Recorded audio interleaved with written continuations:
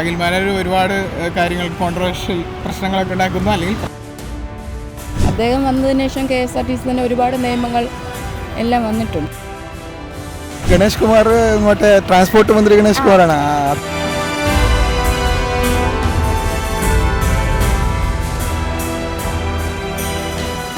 നമസ്കാരം.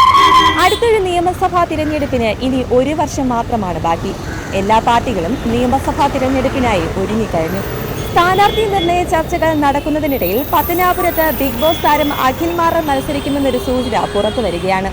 എങ്കിൽ KB ഗണേഷ് കുമാർ ആയിരിക്കുമോ അതോ അഖിൽ മാരാർ ആയിരിക്കുമോ അവിടെ ജയിക്കുന്നതെന്ന് നമുക്ക് ജനങ്ങളോട് തന്നെ ചോദിക്കാം. അടുത്ത നിയമസഭാ തിരഞ്ഞെടുപ്പിൽ പത്തനാപുരത്ത് ബിഗ് ബോസ് താരം അഖിൽ മാരാർ മത്സരിക്കുമെന്നൊരു സൂചന വരുന്നുണ്ട്. എങ്കിൽ ആ ഒരു തിരഞ്ഞെടുപ്പിൽ ഗണേഷ് കുമാർ ആയിരിക്കുമോ അഖിൽ മാരാർ ആയിരിക്കുമോ അവിടെ വിജയിക്കുക? ഗണേഷ് കുമാർ അവിടുത്തെ ഒരു വലിയൊരു സംഭവമാണ്. അദ്ദേഹത്തെ മാറ്റിയിട്ട് മറ്റൊരു സ്ഥാനാർത്ഥിയെ നമുക്ക് സങ്കല്പിക്കുന്നത് പോലും ബുദ്ധിമുട്ടുള്ളൊരു കാര്യമാണ്. ഗണേഷ് കുമാർ തന്നെ, അതിന് മാറ്റമില്ല.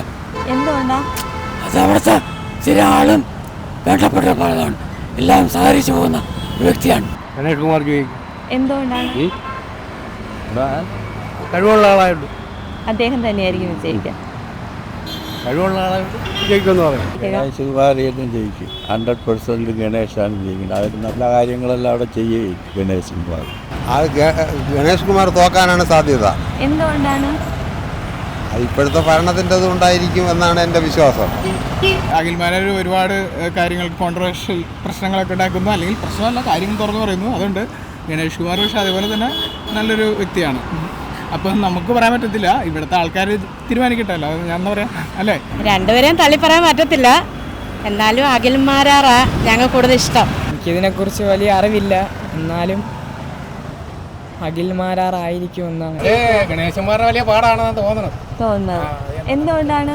നമുക്കിട്ട് പണി തന്നോട്ടിരിക്കും, വാഹനോടിക്കാർക്ക് പണി തന്നോട്ടിരിക്കുന്നത്. എന്തുകൊണ്ട് ബേബി തോൽക്കുമായിരിക്കും? അങ്ങനെ ഒരിക്കലും തോക്കണമല്ലോ. തോറ്റില്ലെങ്കിൽ പിന്നെ മനുഷ്യർ കാര്യമില്ല.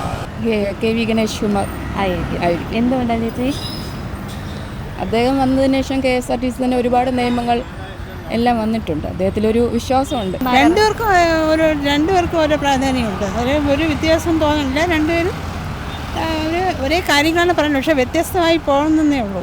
അതൊന്നും പറയാൻ പറ്റില്ല. നമ്മൾ ഇപ്പോൾ ഈ പാർട്ടിയുടെ ഇതിൽ പറയണമെന്ന് വെച്ച് കഴിഞ്ഞാൽ ഇപ്പം ഗണേഷ് കുമാർ ആയിരിക്കും അതാണ് ചാൻസ് ഉള്ളത്. ഗണേഷ് കുമാർ മറ്റേ ട്രാൻസ്പോർട്ട് മന്ത്രി ഗണേഷ് കുമാറാണ്. അദ്ദേഹം തന്നെ ജയിക്കും. അഖിൽ മാരാറിൻ്റെ എതിരെ ഗണേഷ് കുമാർ തന്നെ ജയിക്കുമോ? അഖിൽ മാരാർ തന്നെ. എന്തുകൊണ്ടാണ് ചേട്ടാ? എന്ന് വെച്ച് കഴിഞ്ഞാൽ ഇപ്പോൾ പുള്ളിക്കാരനാണ് ഇപ്പോൾ ട്രെൻഡ്. അതുപോലെ നല്ല കാര്യങ്ങൾ പറയുകയും സംസാരിക്കുകയും എല്ലാം ചെയ്യുന്നുണ്ട്. നല്ല ജനങ്ങൾക്ക് വേണ്ട കാര്യങ്ങൾ ചെയ്യണം എന്നുള്ളതാണ് പുള്ളിയുടെ മനസ്സിലെ ഒരു ആഗ്രഹം. ചിലപ്പോൾ അഖിൽ മാരാർ ജയിക്കുമായിരിക്കും, ചിലപ്പോൾ KP ഗണേഷ് ജയിക്കുകയായിരിക്കും. അഖിൽ മാരാർ ജയിക്കും. എന്തുകൊണ്ടാണ് ചേട്ടാ? പുള്ളി പുതിയ യുവതലമുറയിൽ ആൾക്കാർ വരണോ? ഗണേഷ് കുമാർ. എന്തുകൊണ്ടാണ്? നല്ല പ്രവൃത്തികൾ ചെയ്യുന്ന ഇപ്പോഴും ഗണേഷ് കുമാർ ആയിരിക്കും, അതിലൊരു മാറ്റമില്ല. എന്തുകൊണ്ടാ ചേട്ടാ? വന്ന ഇലക്ഷൻ തുടങ്ങിയ കാലം തൊട്ട് അച്ഛൻ അവിടെ നിന്ന് മത്സരിച്ച് ജയിച്ച്, അതേപോലെ ഇപ്പോൾ ഇനി മോനെ അവിടെ സാധ്യത കൂടുതലാണ്. വേറെ ആര് വന്നാലും സാധ്യതയില്ല. ഗണേഷ് കുമാർ ജയിക്കാൻ സാധ്യത കുറവാണ്. CPM സീറ്റുകൾ കിട്ടാൻ കുറവാണ്. അത്രത്തോളം ഗതികേടായി. ഏറ്റവും കൂടുതൽ ഗണേഷ് കുമാറാണെന്നാണ് എൻ്റെ വിശ്വാസം. രാഷ്ട്രീയത്തിൽ ഒരു താല്പര്യമില്ല, പ്രത്യേകിച്ച് നിലവിലെ രാഷ്ട്രീയം.